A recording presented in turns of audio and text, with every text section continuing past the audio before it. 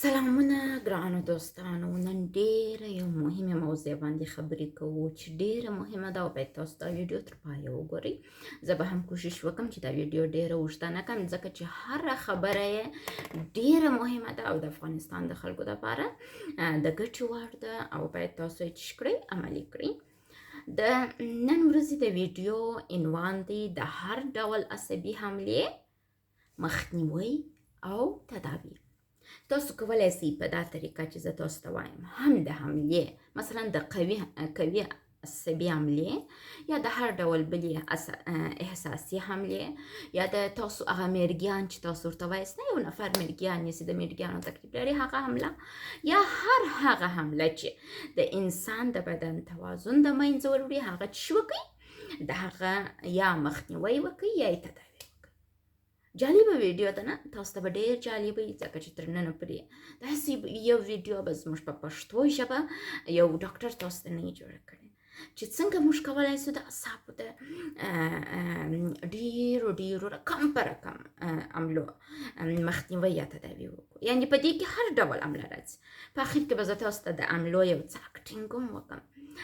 نو راځئ اول به مېرګیان ووایو. ډېر مریضان به مو مېرګیان لیدلي وه، پورته اوړځي، تر خولې یې کپ راځي، بعضې څه کېږي بعضې څه کېږي،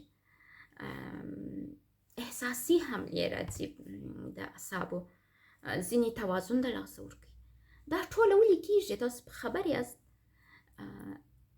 هر هغه عمله چې زموږ پر وجود باندې راځي زموږ د یو اختلال یا د یو ګډوډي یا د یو عصبي ناجوړي یا د یو رواني ناجوړي له وجې موږ ته راځي. د عصبي ناجوړي یا رواني ناجوړي اصلا عموما د چی څخه ډیر پیدا کیږي؟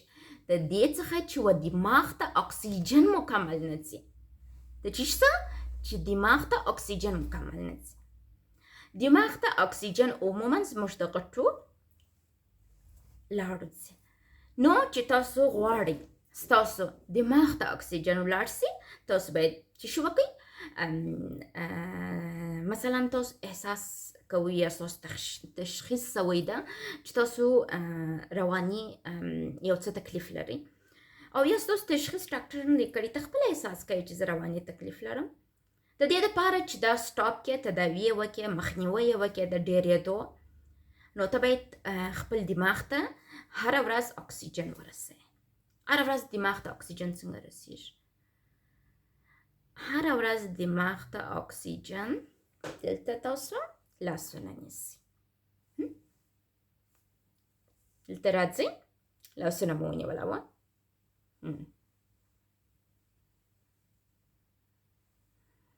دلته تاسو کولی شئ داسې هم ونیسئ،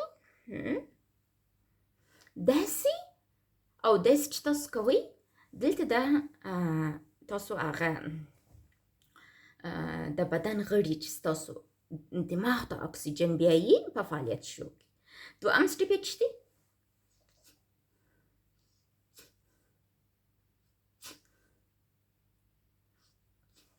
داسې خپل پزې ته مساج ورکوي. ګورئ ها،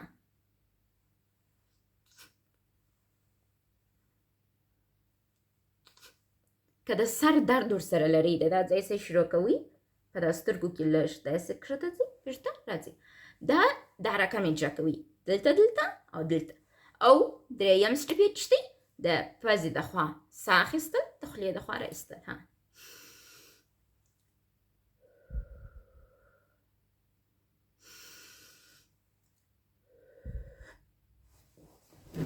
زه هغه ناروغه یم، زه هغه د اعصابو ناروغه یم چې د 2014 باندې ما خپل عصبي توازن مکمل د لاسه ورکړی و. زه لیونۍ سوې وم، ما ته یې د برکرنټونه راکړې وه او ما هېڅوک نه پېژندل. خپل د کورنۍ غړي هله په دې نه پوهېدلم چې تشناب ته ولاړه سم، خپل رفع حاجت وکړم یا څه.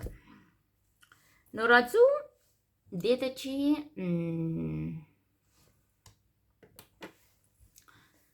زه زما کورنۍ جوړه کړله. ما تحصیل وکړي. په دا رقم مریض کې تحصیل کول بیخي ډېر سخت کار دی، ځکه چې دوی تحصیل نشي کولی.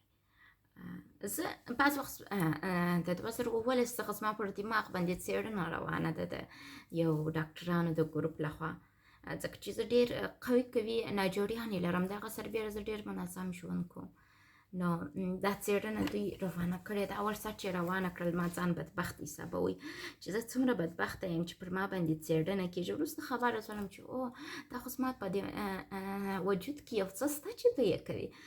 نو هغه څه چې ګرد عمر مثلا ما بعضې وخت په داسې افغانستان کې بنده راسم، لکه دا اوس کې چې بنده راغلی وم چې د پېښور سره رالمه، په پاکستان کې هم د تداوی امکانات نه و، هندوستان ته د تګ امکانات نه و، روابط د اماراتو د دنیا رسمي نه دي، نو سفرونه هم سخت و.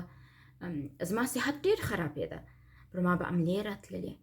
نو البته پر ما مخکې له دې چې حمله راسي زه خپل د حملو مخنیوی کوم په ډېرو شکلو سره، چې دا ډېر اوس چې ما تاسو ته در وښوي دا ډېر مهم ده. یعنې تاسو که یو میرګیانو مریض لري یا په هغه وخت کې چې تاسو مریض ته مثلا عموما کوشش وکړئ چې ډېر د افغانستان پر ډاکټرانو هم ډېر باور ونه کړي، ځکه چې بعض وخت داسې دواوې مریضانو ته ورکوي، باور وکړئ چې نشه یې ساتي، خاص یې بدهي هغه دوا چې مثلا په نور دنیا کې یا هم تا په دا هندوستان کې ډاکټران په ایمرجنسي حالت کې ورکوي، دوی هغه دوا په هره شپه ورکوي، نو هغه توازن د دوا هم نشي ساتلی. کوشش وکړئ دغه د حملو مخنیوی مرحله تاسو د کښته ډوز دوا سره ډېر عملي کړئ، نو داسې به تاسو وکولی شئ چې د هر ډول حملې مخنیوی وکړئ.